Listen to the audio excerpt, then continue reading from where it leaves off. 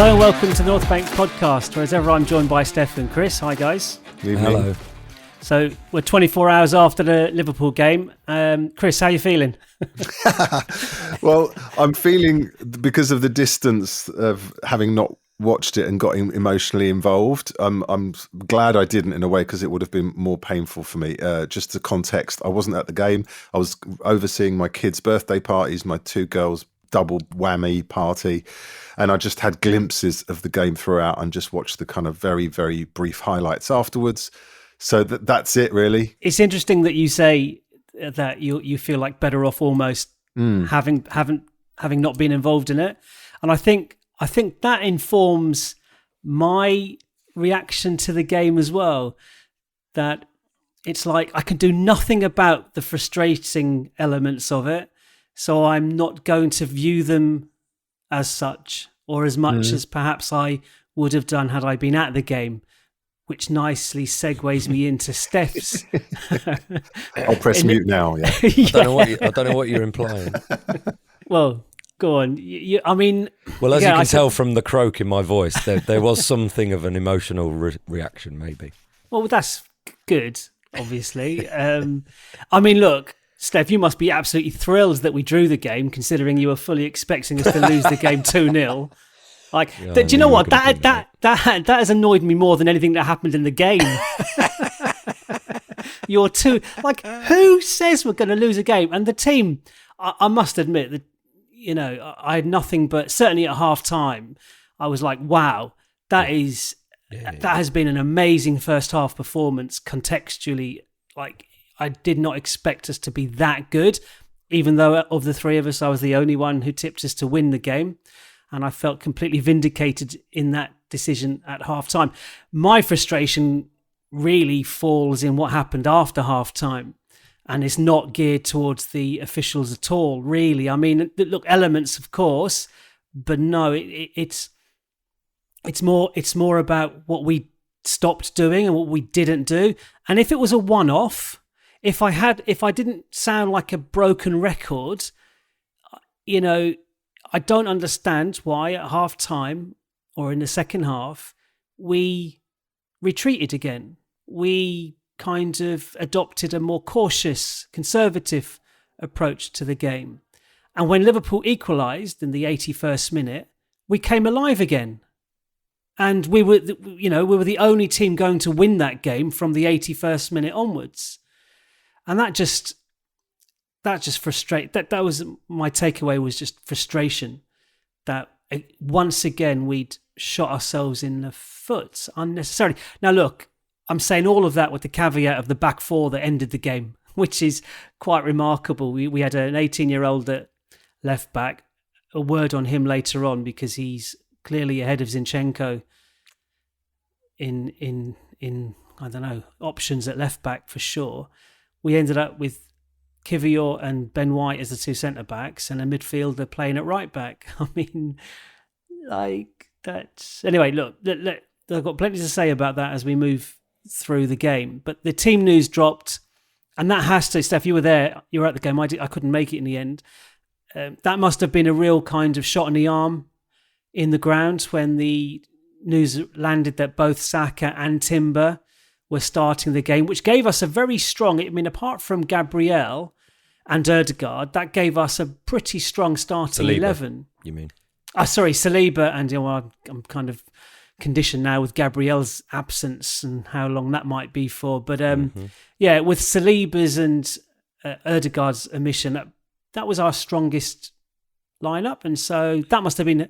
How did that news drop in the ground and on the concourses? Obviously very, very popular and pleasing for everyone concerned. All tempered by the idea that they may have been rushed back. That was always going to sort of play on people's minds, but it's fairly safe to say that quite early on Saka put that idea to bed by turning Robertson inside out and making him look a fool. But yeah, I mean, it's those high quality players that are needed in attack with Saka as well as in defence with Timber, because everyone was worried about how we were going to manage Salah in the game, and Timber did a pretty good job of keeping him quiet. But I felt that was, the collective was fairly switched on, fairly engaged to begin with. There was a huge amount of commitment from the team and effort that I was worried. I think a lot of my prediction of thinking Liverpool might take the result stemmed from the fact that, just the accumulation of frustrations in certain games and injuries might somehow knock our confidence. And, there have been certain times that you've alluded to where we've retreated, and I just worried that might continue and we might really play safe, but we absolutely didn't.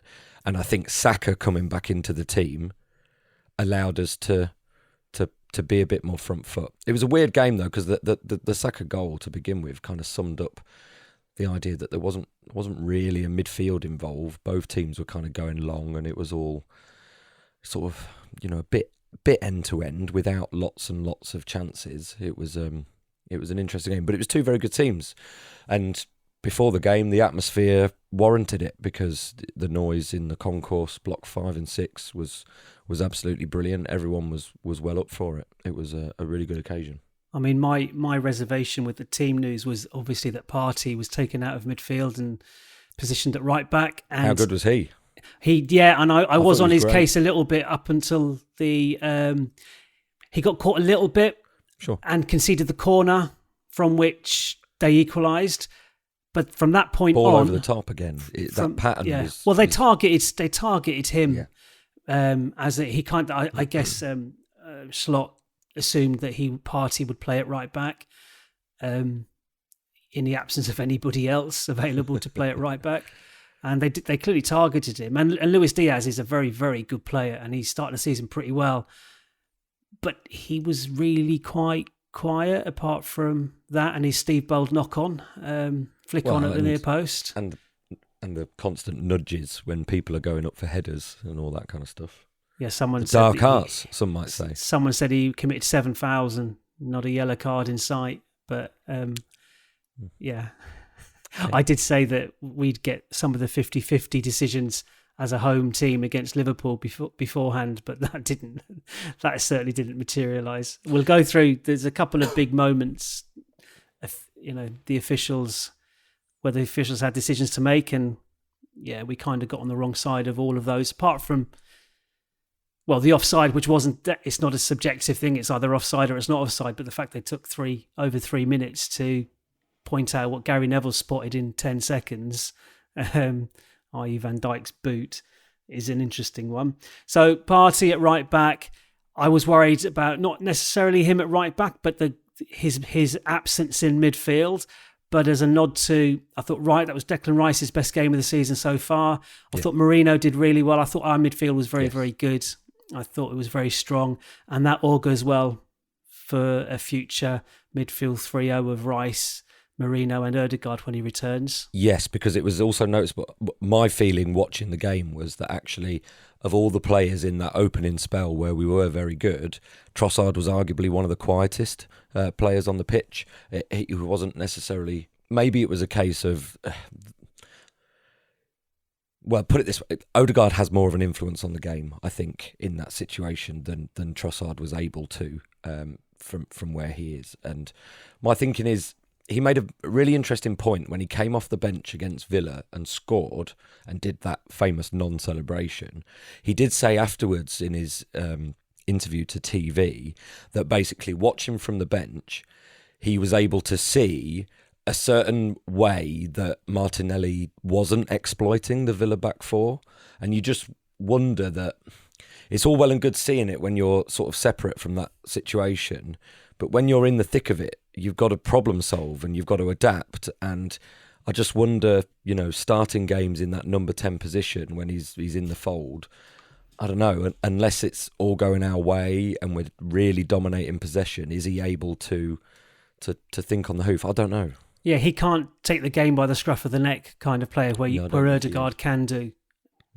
You can look to Ødegaard if we're struggling for control or possession or incision.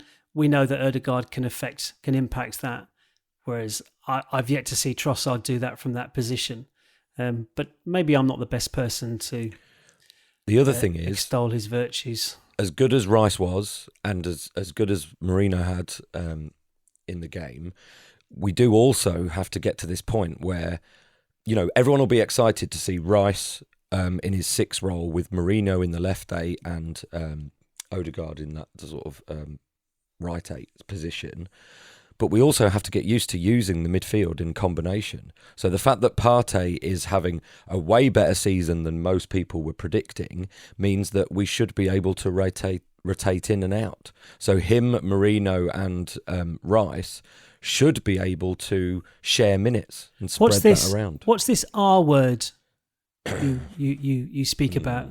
Yeah, Rice is his name. Rice. Okay. Well, no, only because I'm listening to the Totally Football Show review of the weekend, and someone had done the data stuff into the minutes played last season. So Arsenal actually had fewer players who played over 2,000 minutes in the Premier League last year than City did. City had more players. But Arsenal had more players who played over 3,000 minutes. So it's concentrated. The players at the periphery might change a little bit, but that core who are, Odegaard has gone and Gabriel has broken down and blah, blah, blah. Those core players are the ones that get really pushed. It's Rice, it's Saka as well, probably as well. Because actually last season, Martinelli had a spell out and in, and Trossard was in and out, and Jesus was out, Timber was out long term. So the spine of the team is where we need to be able to mix things up. White showed himself yesterday to be more than adept to play at centre-back if you need to shift things around. So, yeah. But even he's had quite a few minutes out as well. Yeah, exactly. He's broken down too. And Timber broken down again. We don't know whether it's cramp or the same muscle injury. There was one moment where Merino should have scored before he got the goal, where he fell awkwardly and he winced on his shoulder again, the same shoulder. And you thought, and he did receive treatment for it, but he seemed to kind of brush that off and go on. Well, that's because he was faking injury. I'm reading all the reports today, and everyone's saying that Arsenal were just going down just to waste time and kill the game. So it was 1-1 at the time. I'm not sure who were doing that. So look, the atmosphere must have been absolutely buzzing 4 or 5 minutes before half time when Declan Rice pinged that ball in. Yeah, then there was this weird delay. So you and the ground were blind. No, nothing. But we could see that it was onside before the decision. We're like, what is the delay? Like, well, what I was worried about is that they didn't have a camera angle to draw the line that would from the right place, and that's the problem. That was the delay. But nothing was communicated to us. But it was just like, well, why is this taking so long? You can clearly, with the naked eye, you could see that there was no Arsenal player between Van Dijk's, or no part of any Arsenal player between Van Dijk's boot and their goal. And it was just an absolutely sumptuous ball in, identical to the previous one when Merino should have scored. And he just got his head on it, and it was a lovely finish, lovely header, lovely cross, great, another set-piece goal, fantastic. 2-1 up, that was fully deserved. I've had a quick look at the match stats. The end-of-game match stats kind of suggest that a draw was a fair result. They're very, very evenly meted out in terms of shots on target, corners, possession, all of that, XG and so on. It's all very kind of parity, where you would just imagine parity would have been the best result, or the fairest outcome, should I say. But we were well worth a 2-1 lead at half-time, at least. So half-time, you were thinking, yes, it was more of the same. It was electric, although there was a certain worrying period in the first half because we'd got the goal, and then we seemed to retreat a little bit, which allowed them to get their possession up the pitch. Ball over the top. Partey deals with it in a not the clumsy fashion. He puts the ball out for a corner, but from that resulting corner, they score the goal. And it felt like we'd absorbed that a little bit. We'd lost that intensity. Now, we might be managing the game. There are lots of coaches who have spoken about playing the game in certain chunks, where you say, right, we're gonna hammer it, high pressing for 10, 15 minutes, and then we can just, hold formation or whatever. And it felt like we'd got the goal, so that initial intensity had done well. And then all of a sudden, okay, now we need to just be a little bit more structured, perhaps, in what we do. And that just seemed to allow Liverpool a little bit more onus. But then we'd come back into it, like you say, and from the resulting free kick from Rice. And like you say, on reflection now, 24 hours out, and even really on the way home, thinking about it, we're playing a team who are top of the league, who haven't lost yet this season, and are in a good place. And again, you look at the goals. Both teams scored from a set piece, and both teams scored from their star, right wingers with little bits of magic. There's so many similarities and parallels. I know there are faults on goals, and you could look at the same with Robertson and the way he deals with Saka and gets turned. No, he got done by Saka's quality. And then the keeper at the near post, not the ball was past him before he reacted. He was never getting to whatever. Anyway, no, not having that. Saka's goal was world class player. Liverpool's second goal, which we'll come on to, was not that. Fine, but my broader point is that there are a lot of parallels between the two teams in the way they sort of go about things, where they want that little bit of control in the game, but they have the ability to press and attack teams if they want to more directly. And then ultimately, they really do make the most of those fine margins and set pieces as well when they need to. And for all the criticism that seems to be coming Arsenal's way for, whether it's time wasting or whether it's, this, that and the other, and saying, we need to do something much more different rather than try and just, win by the odd goal if we're going to beat Man City. It's like, well, that's not really our problem. We're doing the best we can, and we've come as close as you can get to winning the title without actually winning the title. And as I posted in our group yesterday, someone showed us that we've got the same record at this point in the season as we did last season as well, but probably against much more difficult opposition, especially in the league, away at City, away at Spurs, away at Villa. And so to host Liverpool, who are flying way more than perhaps they were last season at this point, and get the draw is fine. What's disappointing, is the way the second half went, because I think actually both teams will be kicking themselves a little bit, because we look at the way the game unfolded and we think, no, it was there for the taking. If we'd been a bit more canny, if we'd been a bit more perhaps proactive, we could have, probably easily taken those 3 points. Liverpool will probably be thinking the same, that actually they perhaps didn't deliver in the way that they were hoping to. That's my frustration. Right. Again, not for the first time this season, that we've let a game we should have won slip away from a winning position. Same with City. Same with the City game. Now, I'm not saying if Trossard hadn't done what he did, we'd have won the game. We might not have. I don't know. But we were in the ascendancy. We were causing them all sorts of problems.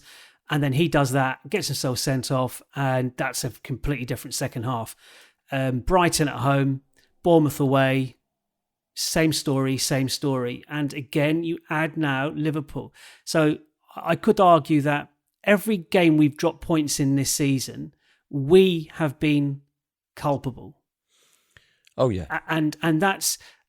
And because, you pointed out that stat yesterday that we've played 8, we've won 8, drawn 4...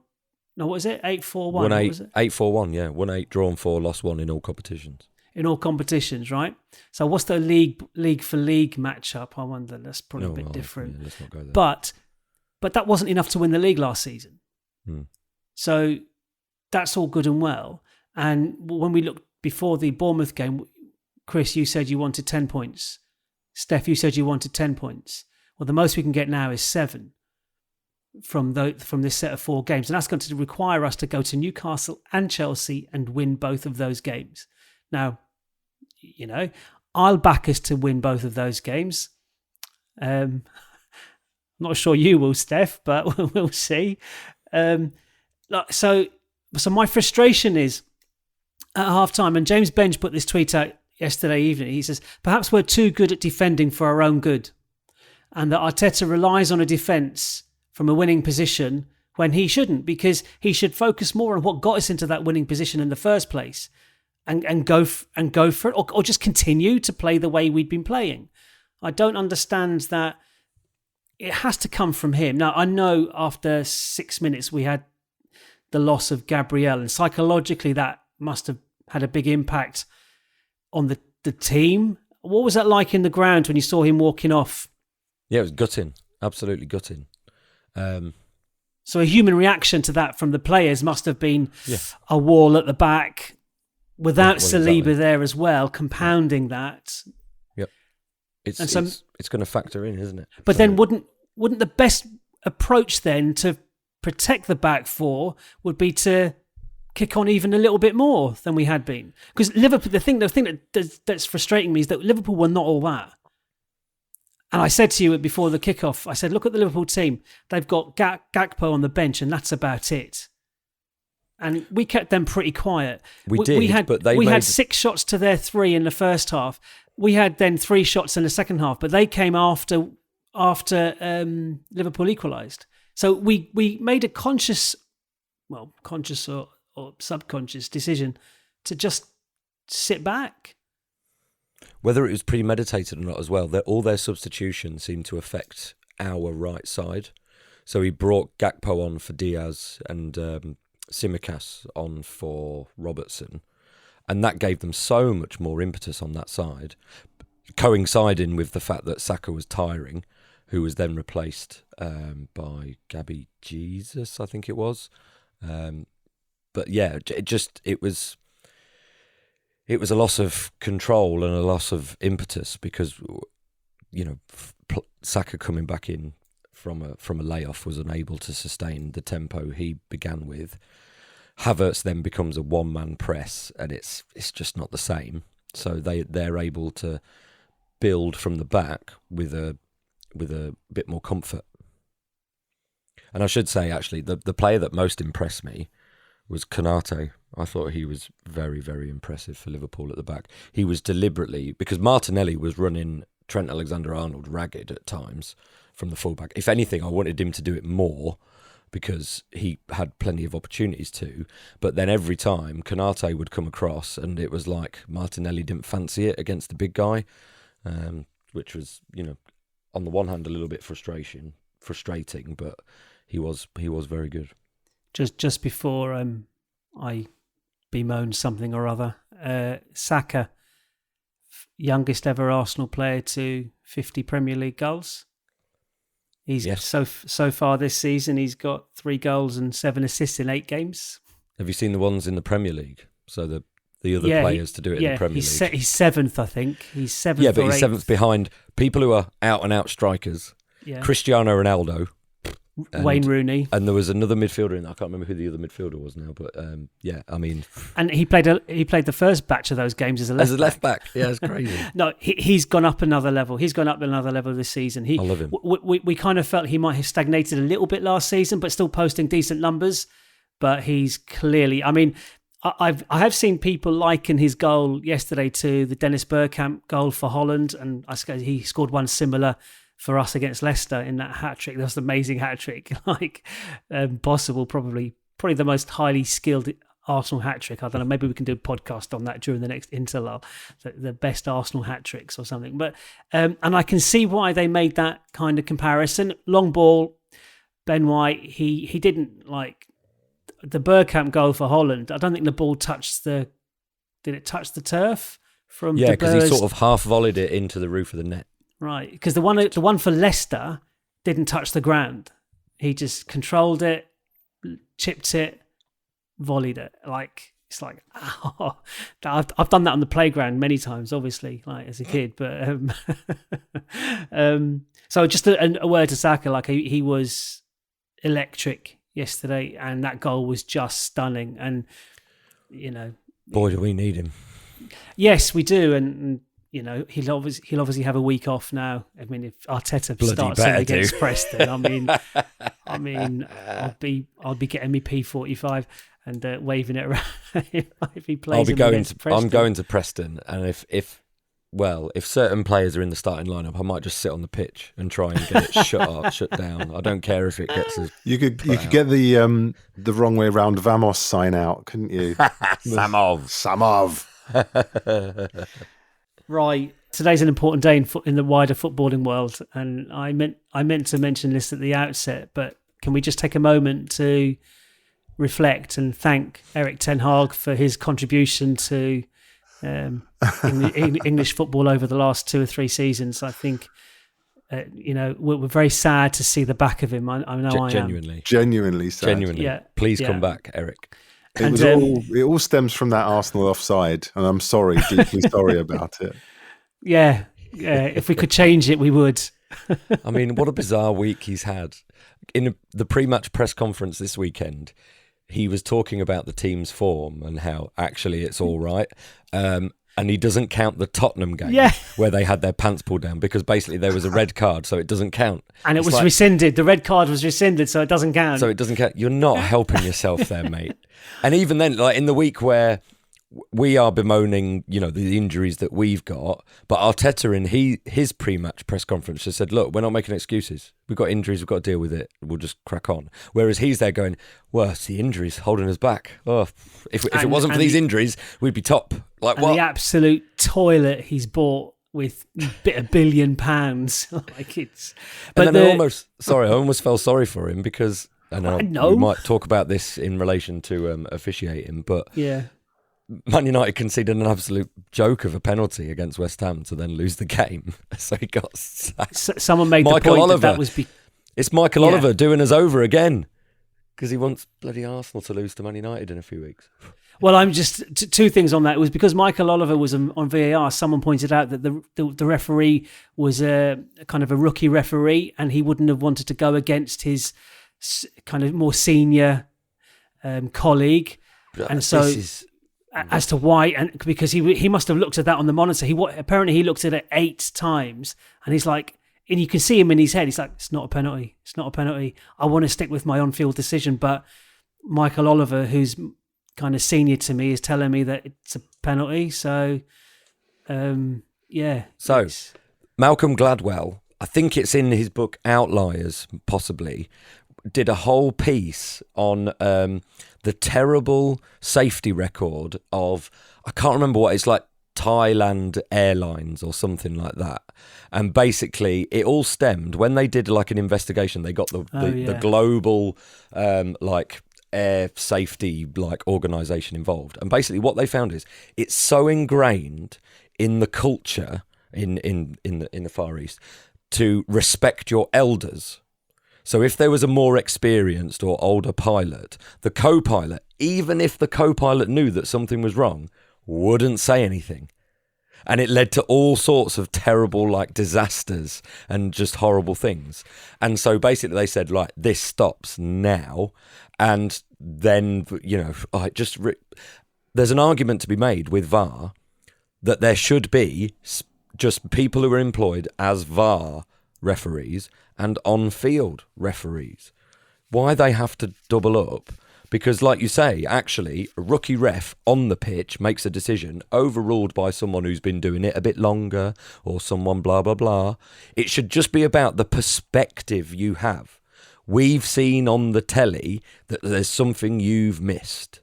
That's all it should be about. So it should be about someone who can use those images to the best benefit of the game and in as few situations as possible, because let's face it, half of these decisions, if a 50-50 call should really be referee on the field's call. So, and just sort of leave it at that.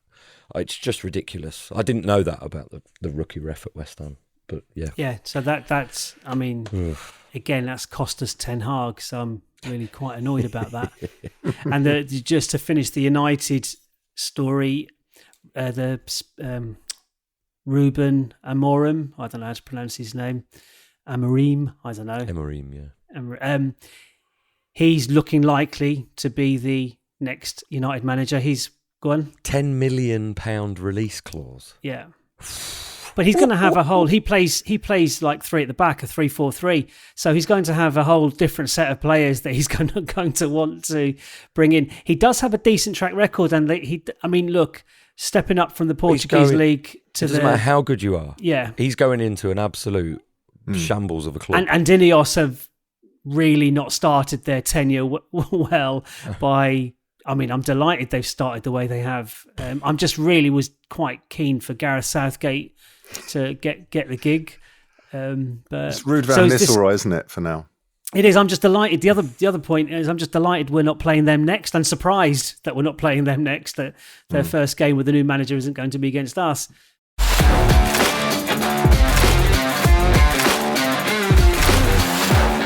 Back to the Arsenal game, and two things I want to talk about. Number one is the Liverpool equaliser, and number two then is the officials, and I'll hand over to you for that segment, Steph. But I'm blaming Martinelli again, and it happened in the Bournemouth game. He should have scored, put us 1-0 up. 30 seconds later, we'd conceded. Now, our concession wasn't his fault, but it should never have happened had he done his job. Yep. Lewis Skelly played a lovely ball for him. Yep. His first touch was awful. Yeah. And as a consequence of that, Lewis Skelly was out of position. So that transition, and Liverpool, you said it earlier, Steph. Liverpool did play really well. Like, Trent Alexander-Arnold, Darwin Núñez, onto Salah. They worked the position, the opportunity really well, and it was a nice finish. And yeah, absolutely. But it should never have happened. No. And Arteta actually. He didn't say Martinelli, but he referenced that as something that should not happen. No. And so, Martinelli's a great squad player. Trossard's a great squad player, but I don't think you're going to win a league with either of those two as your first choice on the left-hand side. And that's as it's transpiring, because between those two players, we've not won quite a few games this season already. That's my little rant about Martinelli. 81 minutes as well. It's like, it's absolutely right, because it's right in front of where we sit, and we all saw it. And there was just something in his performance, and we love his work rate and his effort. Yeah. He, like you say, sometimes his touch eludes him. Sometimes he doesn't get his head up. Sometimes his decision making in when to take a player on and when not to take a player on is not there. And like you say, we've been praising Saka to the hilt because he just keeps raising his ceiling so much and getting better and better. Martinelli's not, and for all the will in the world, we know it's all well and good us talking about. I think people find it easy to say we've moved on from the likes of Gabby Jesus or Zinchenko because they're players we bought in, and people are a bit maybe reticent to say that of Martinelli because he's come through from such a young age and whatnot. But yeah. Might be time to think about where upgrades can be made. Well, we were ruthless, weren't we, with the ESR? There's no reason why we won't be ruthless with other. We went for Nico Williams, didn't we? And that's his position. So it's not like we're not aware of his shortcomings. And I don't know what kind of season Williams is having, actually. But as far as I know, I was just going to reference another player in the Liga, because obviously Barcelona are obviously very interested in signing Nico Williams. But if they do, because of their ridiculous finances, they're probably going to have to sell players. Rafinha. And Rafinha is tearing it up. He is tearing it up. So, yeah. But he won't leave. He'll just... he won't want to. And I'm not sure Barca will want to get rid of him at the minute. They'll just want to add Williams into the mix, because I think Rafinha has actually been moved into the number 10 position a little bit more. He can be playing a bit more. Well, he also plays from the right as well, doesn't he, Rafinha? So, yeah. But then, we'll be sniffing around. Fingers crossed. Well, there are strong rumours of Isak's contract issues at Newcastle, and if he stays fit. Well, yeah, I'd need to have a closer look at the games he's been available for, but he scored again against Chelsea. Yeah, he did miss an absolute sitter at the end of the game to equalise for Newcastle again. But I think I've said this for years, he's the closest to Henry. He's the closest player to Henry's style that I've seen since Henry. that kind of the ease with which he gets across the pitch. I think, I'd have him all day long because he can play from the left as well. Like, he doesn't have to play through the middle. But right, okay. So I just wanted to say that about the Liverpool equaliser, adding to my frustration and adding to the difference between me and you, Steph, in terms of our kind of takeaways from these games that tend to go against us, like the Newcastle game last season, Villa game last season. I look at our performance, and that's where I aim the blame first. You have a slightly different view with regards to the officials yesterday. It's not different. It's just that addition. There were there were definitely faults with our performance yesterday because it was the retreat, like you say. We seemed to sit back when we were clearly so much better in the game, when we were trying to be front foot and trying to be positive with it. And isn't it funny that, in an instant where we've tried to be positive, we've then allowed Liverpool to get in. But that's because, I don't know, whether it was tiredness or just a lack of concentration, but the execution just eluded us. Skelly's put actually a really good ball over the top, but it's not been dealt with in the right way. So there's 4, you can pick some more if you want, but I've just picked out 4 incidents in the game. I'll do my best to name check them in a chronological order, but the first one was the Van Dijk kind of double kick out at Havertz early on in the first half. That he didn't get a yellow card for that is something. Now, I'm assuming the referee didn't see it, so couldn't give the yellow card. The assistant didn't see it, couldn't give a yellow card. And am I right in saying that VAR can't say there should be a yellow card? I don't know. I believe that's right, which is, again, is another nonsense. Which is silly, yeah.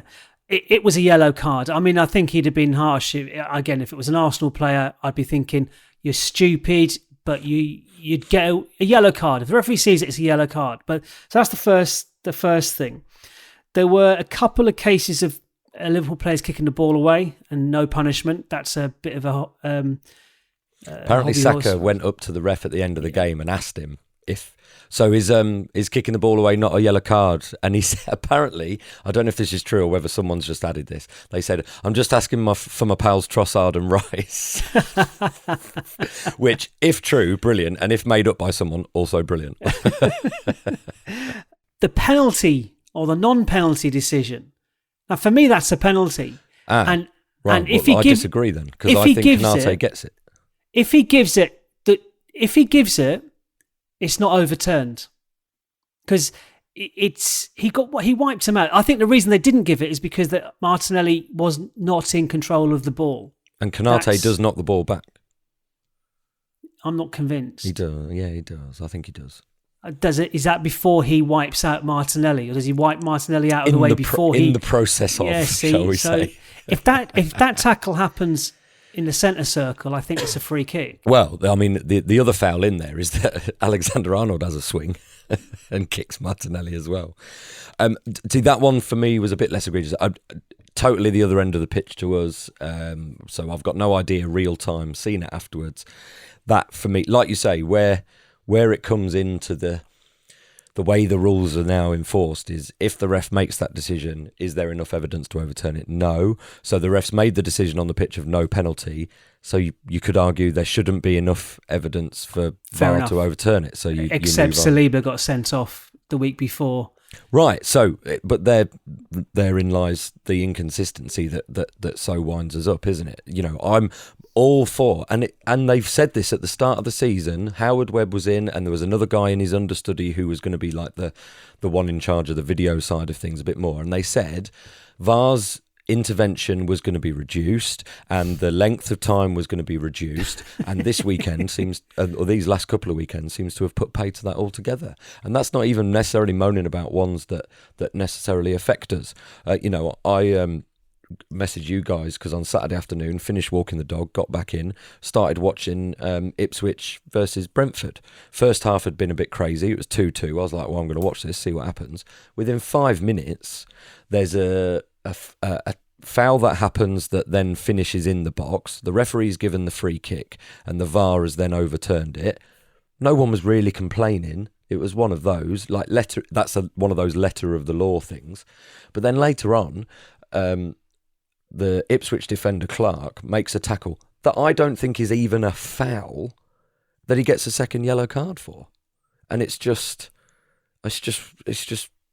weird, and it's just spoiled the game as a kind of spectacle. And now it turns out it was an absolutely brilliant game because it ended 4-3, but ultimately it's had a massive impact, possibly on the result and the way that could have played out. So it's not just us. We mentioned earlier the Man United one. It's never a penalty. No one's looking at it. So what is going on? This inconsistency, the way it's being re-refereed by VAR is doing my nutting. Now, I have my personal views on some of the decisions in our game, and like we've just said, okay, you see it one way, I see it the other way, so you know what? Leave it up to the ref. You have to just that's fine. Deal with that. Other ones, so perhaps less so, but for me, it's just the way the officiating is done. Like the Virgil van Dijk thing, the fact that VAR can't have a look and intervene on a yellow card. Well, why? That's so arbitrary. Like, why? Why not that when you can do other things? And also, I don't know, it just, for me, it's really petulant. And you say, we would have said if an Arsenal player's done that, it's really stupid because you've given the ref a decision. And it was really stupid, and he gave the ref a decision. Now, I've had Liverpool fans message me saying, well, it was just handbags and it was tussling and Havertz was given... Xhaka would have got sent off for that. And Havertz was given as good as he gets. And I thought, was he really? Watched it again? No, not at all. Not at all. That was Van Dijk. He lost it for a second. I've never seen him do that, but he lost it for a second. But ultimately, like if they don't see it, fine. But isn't that what VAR's for? Now, do I think it's a red? Probably not. Someone equated it to the Beckham kick out at Simeone. There's a petulance and a stupidity about it, but it was more violent than Beckham's one. Probably was more aggressive. There's a little elbow. Yeah. There's two little kicks. There's two kicks. I don't know. Yeah. Okay, look, the disallowed goal is obviously the big one. Now, there's a couple of things to say about this. He gave and I've checked this, he has officially given the foul for the challenge by Kivior, and then he blew the whistle. He didn't blow it straight away. The whistle was to his mouth. You could see That's my problem. He was going to blow it, but then when he did blow it, 3 Liverpool players did stop playing. Yeah, exactly. Including the keeper. So that's why what he should have done is not blown it at all. And then VAR can check. But they would have... I haven't... Do you know what? I must admit, I haven't looked at the game. If you've seen this disallowed goal again, does Havertz handball the ball? Because Football 365, who I trust as being quite level-headed, they said that if the referee hadn't blown the whistle, that was his mistake. He shouldn't have blown the whistle. But had he not blown the whistle, done the right thing, not blown the whistle, that VAR would have disallowed the goal for a Havertz handball. But I don't remember that. And so that's what they were saying as an impartial, and they were, I would actually believe what they've said, their takeaway from it, but I haven't gone back and looked at it again. Have you guys seen it? Yes. Does Havertz handball it? I think as I used to really like Football 365 as well, but I think they can still be a bit clickbaity at times. So that is what it is. Can't beat him, join them. Everyone has a view on it. I've watched it again. It's in that grey area. And it would be interesting to know. And what makes it slightly more difficult is Havertz is wearing long sleeves. And there was a new rule brought in that anything that's part of the T-shirt line is not considered handball on the arm. And I think it hits him in that sweet spot. And look, for me, the point is moot because the ref should have done one thing or the other. Look, if he sees a foul, blow the bloody whistle. Or if he's wondering how things are going to unfold, well, you've got to let the whole play out. So again, it's not the decision that's come to. Do I think the Kivior foul is a foul? For me, no. I've seen more egregious ones. No Liverpool player appealed for it. But at the same time, if the ref blows it straight away, I'm not going to lose my mind over it either. It's probably one of those. How aware were you of what was happening in the ground? Because it was down your end. Did you know the whistle had gone, or were you celebrating? Fairly quickly. There was a little celebration, and then it was very quickly realised that it was one, but it wasn't. Yeah, it wasn't allowed to. What I found quite funny was obviously the ball goes over after Konate and Havertz have tussled, but then hits the post with Konate going into the net and Havertz running past the goal. And someone pointed out that Havertz tells Gabriel Jesus to put the ball in the net, as though for some reason it wouldn't have crossed his mind to do it. Honestly, watch it again. It's so funny. Maybe Jesus doesn't score any goals in training either. I think it was Andrew Allen who does the Arsblog News stuff. He just says it's so funny, like as though it hadn't crossed Jesus. The goal, it's there. Just put the round thing in the net. So, yeah, I mean, the handball thing, it's on that line. Again, it would have been one where you got to let the ref call it, really. But he's got to do one thing or the other.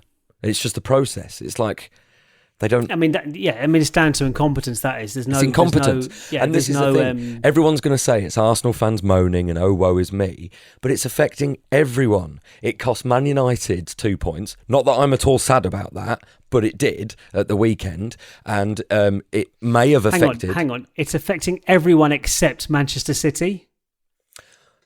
Look, I'm not one to put tin foil on my head, but we can also talk about the yellow card that Lallana got against Man City. Anyone seen this incident? Did you see it? No, I've heard someone mention it. But right, so what happens? Ball's in the middle of the park, and there's a bit of a tussle for the ball. Foden is accused of basically like not interfering. That's not what I mean. What do I mean? Delaying the restart. No. Well, the initial tackle is like, he's just impeded the player, okay, and stopped him. So then he's done that classic thing of like standing in front of the ball to try and delay the restart and whatnot. Lallana has done that classic thing of kicking it at him. So like the Brighton player did against Declan Rice? Yep. And the referee has given Lallana the yellow card. Oh, okay. So the complete opposite of how can't we were explain refereed. it. I can't explain it. Now, I don't know. I haven't read the referee's report, and why would I? But, unless he's come out with something that says Lallana said something. But he should be booking Foden. Yes. Because Rice got booked. Well, just because that's the rule, is it not? With the letter of the law, isn't it? That's what we're told. I don't know anymore. Look, and this is the thing: we're tying ourselves up in knots because they're incompetent. And this is why I'm looking at how we're playing. Yeah, because we need to circumvent this. Put this to bed. Yeah, it will be like you talk about man screaming at cloud earlier on. I will just be, I'd go mad. I'd spiral into madness. There's only so much that we have control over. We always talk about we mustn't give the referees the opportunity, but there's some of it that you just cannot legislate for. Yeah. No, but what you can incompetence. What you can do is get a 2 or 3 goal lead, so it doesn't come into play. Can I just offer as well that from my kind of perch of being slightly detached from this game, it just gave me a chance to reflect on the way that it played out. Seems to be a kind of story of our season, really, in that we've had injuries to cope with, we've had refereeing, poor officiating to deal with, and an inability to kind of close out a game. While still getting a half decent result. But it all seemed to play out in the game yesterday. And there are elements that you can analyse and say, well, we can do better there and we can affect change there, but there are other things that we cannot, like injuries, obviously, do anything about. No, we can do some things about injuries, like rotate players. Rotate, and maybe. Sorry, you didn't explain that. What's this R word you two keep talking about? I don't know. Result. Results. I'm going to say a different R word every time. Look, you're absolutely right in that, but I've just got so fed up of it because it just seems to be spoiling it now.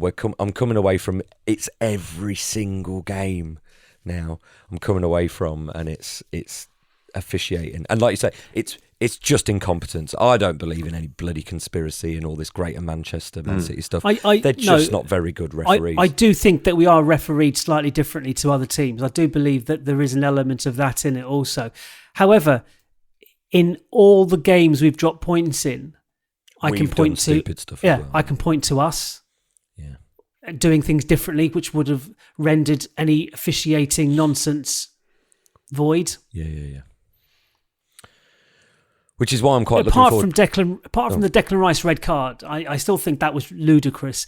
But then our reaction to that was poor. And Arteta's reaction to that was negative. You said at the time, because that was one of the last games we were at together, and you said at the time, well, that was a stupid thing to do. He's probably going to get a red card here. So, even that, it was totally unfair. Of all the red cards that we had, Trossard was stupid.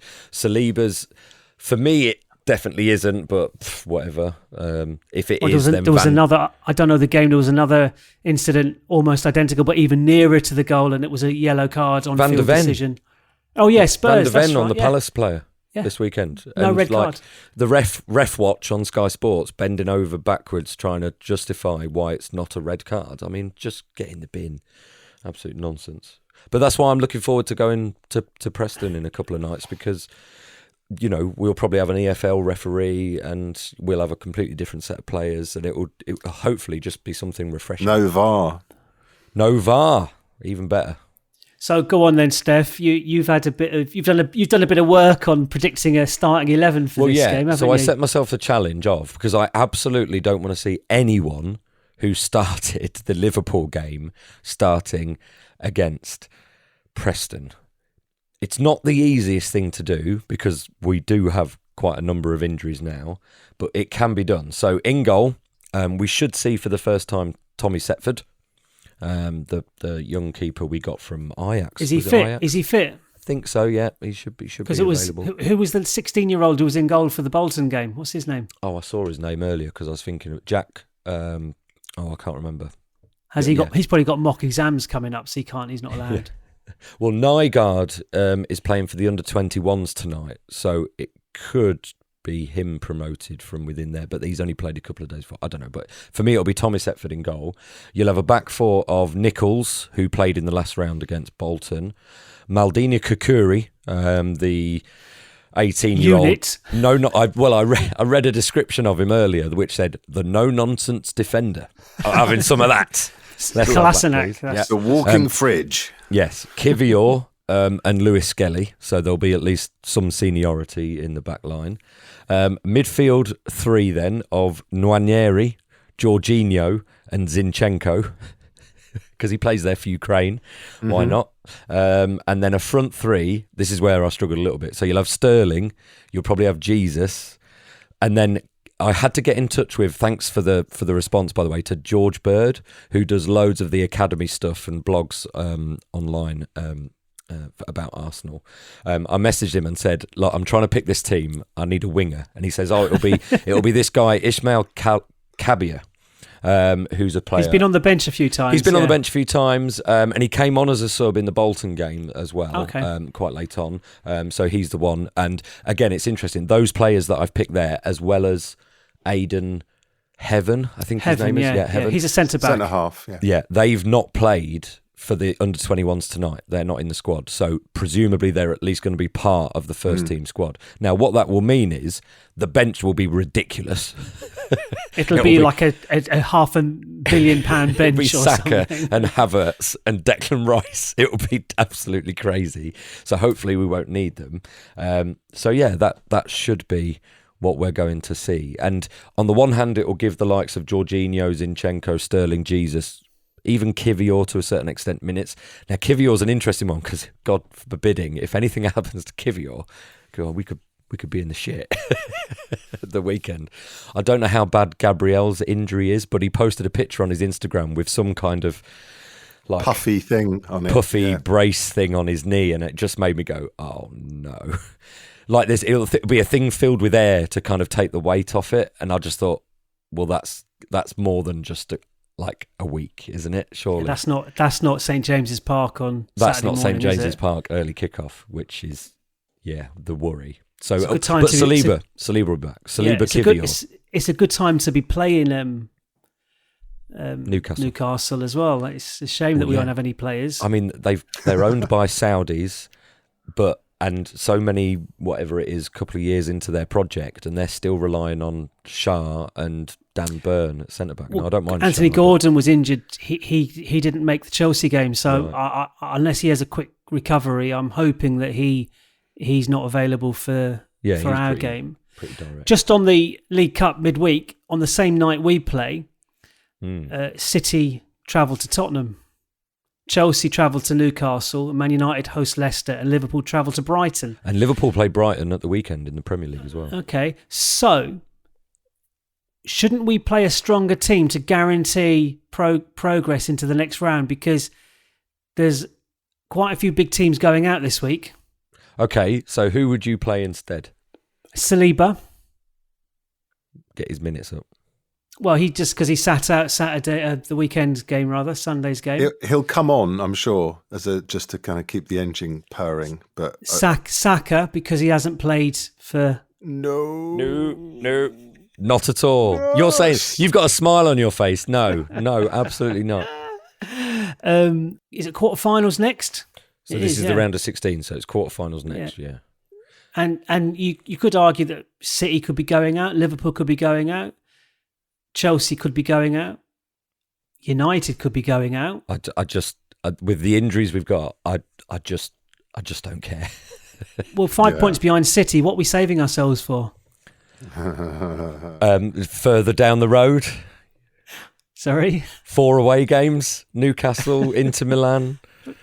now you're being naughty, Holly. Chelsea. we'll get top 4. It's all right. Jog on. Oh, We'll get top 4. Honestly, you're a wind up. Yeah, I don't know what you're talking about. Okay. Yeah, I don't want to see anybody who was involved in... I don't want anybody starting against Preston who started against Liverpool or who might start against Newcastle at the weekend. That's my team. Yeah. Cabia. Well, is that team good enough to win? I mean... I don't care. Well, the only thing I know about Preston is they do employ Ched Evans, rather controversially still, but he's not a starter.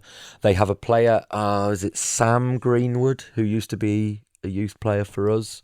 I thought they were doing slightly better in the Championship, but they're actually sitting, I think, around 14th.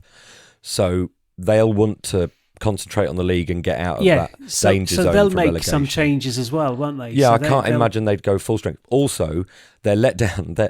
Their last 2 games have been absolutely mental. So last midweek, they played Norwich, went 2-0 up, only to draw the game 2-2 against a Norwich team that are very, very hit and miss, and kind of more miss at the minute, to be honest. They got walloped by Middlesbrough yesterday, 4-1, I think it was.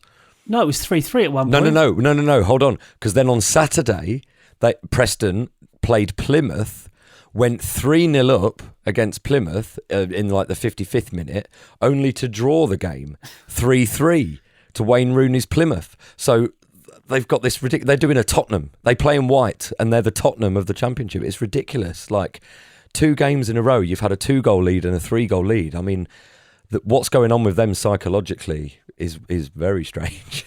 I don't know what that does to a fan base. We're like, are we happy because we can get in the lead, or are we like really worried because we let that lead go? It's going to be fun. You were there a couple of seasons ago, weren't you? A few seasons ago. It was a few seasons ago. Do you want to do a quiz? Oh, go on then. The last time I was there, we got them in the 3rd round of the FA Cup, and it was in 2017. So it was in the death throes of the Wenger years. So January 2017. Can you name me the starting 11? Blimey. We won 2-1, and the 2 we got they came late on. It was not a good performance that day, but we won it right at the death with one of our goals. Giroud scored the winner. Well done. Yep. Ramsey's in the midfield. Yep. Ozil. Nope. Come on, Holly, help me out here. You've heard my contribution. Ozil allegedly, I read the report around it. He'd had about 2 weeks off ill whilst being on holiday in Turkey or something. Yeah, it was that around that period. PlayStation. Lacazette. Nope. Ox. Oxlade-Chamberlain. Yeah. Back 4. Mertesacker. Theo. No Theo. Mertesacker, Mertesacker. Koscielny. No Koscielny. Bellerin. No Bellerin. We were playing a midfielder at right back. Oh, Maitland-Niles. We were playing Mustafi. Mustafi. Do you know Of what I was about to course. give you as the clue? We were playing a defender of your nightmares. Was it we're Petr also- Cech in goal? Was Fabianski in goal? No, none of those. Oh, Almunia. No. Oh, it's after Almunia. God, yeah. Vito Manoni. No. Richard Wright. I just like saying it. Vito Manoni is one of my favourite chants. So to the tune of Chesney Hawk, the one and only. Oh, Vito Manoni. I think that would work for Ethan Nwaneri. Ain't no place We'll have to I'd start. rather play. Start Do around you want with some that. clues? There's a player who's still doing it in the Premier League. Scored at the weekend, I believe. For who? I'll give it away. For a team in white. Well, we're not getting any closer. Fulham. He scored for Fulham. Iwobi. Iwobi. Iwobi. A player who was Who was the keeper? the keeper was David Ospina. Oh, Ospina. Yeah. There's a midfielder who is on the Ballon d'Or list, having left us. Not Donny Marlon or someone like that. No. Nabry, is it? No. He went unbeaten in Germany. A Xhaka. Xhaka. He's on the Ballon d'Or list. Like it's number 16 or something. Saka's 21, by the way, on the Ballon d'Or list. 21st. Rice was like 26th or something. One of our centre-backs shares a name with one of our current centre-backs. Gabriel Paulista. Gabriel Paulista. Yeah. I mean, what a team. Do you want the other two? Yeah. Two Spaniards. Monreal and the other goal scorer, Lucas Perez. Perez. What a team. We laboured to a 2-1 win. That's still probably a better team than the team we'll put out this week. I Well, wouldn't yeah, I count bloody on hope it. so. That'll be good. As long as it doesn't go to penalties, it's going to be a late night back enough as it is. Is it extra time and penalties or is it straight to penalties? I think it's just straight to penalties now, isn't it? They got rid of extra time as a thing. Right, here's the thing. Do you want to know where my mind's at the minute? Because I predicted we would win against Bournemouth, and we didn't. I predicted we would lose against Liverpool, and we played well and got a draw against the team at the top. So I think we will, because Preston take a lead and then lose it, I think it will be 1-1 and go to penalties. Because I just know it's going to keep me up later and get back later. I can just see it happening. Are we going to win through on penalties? No, we are not. We're going to win 3-1. The only reason I'm not going to give you any stick for predicting it is because we're going to have an under-18 team playing for all we know. Thank you. On Wednesday night. But wait till you predict us to lose at St James's Park, followed by another defeat at Stamford Bridge. Then, well, do you want to know where I am for the game? You know, Chris, obviously you couldn't see the Liverpool game this weekend because of your daughter's birthdays or whatever. On Saturday, between 11 and 3, I will be on a cheese-making course. it's tough at the top. Isn't it just? Hashtag farm life. Bloody hell. That was in the calendar ages ago, and I'm just going... That's probably the best excuse or the best alternative to watching an Arsenal game we've had. Chris, there was your trip around Legoland on a miniature last train. season, Everton away. With Sean Dyche. You were sending me popping pictures of Lego Sean Dyche. Yeah, I remember. But cheese making, I think, Trumps just about trumps that. Well, There's got to be some cheese jokes Hold in on. there. You've missed some somewhere, games because of your lung collapsed. So, you know. Okay, that's on a comedy scale. I don't think that registers. Well, I'd hope not. It certainly wasn't funny at the time. But I'd rather be cheese making than Yes. Yeah, than experiencing collapsing lungs. But you know, call me a spoil sport. But yeah, right, okay, nice chat as ever. Yeah, thanks for listening. Also, looking forward to catching up maybe Thursday, talking about Newcastle or cheese or both. Who knows? Anyway, goodbye. Cheerio. Bye. See ya. The North Bank, an Arsenal podcast. Subscribe, rate and review on your app, and find us on Twitter, Instagram and TikTok at North Bank Pod. Email hello@thenorthbankafc.com and check out our website, thenorthbankafc.com. Produced by The Podcast Company.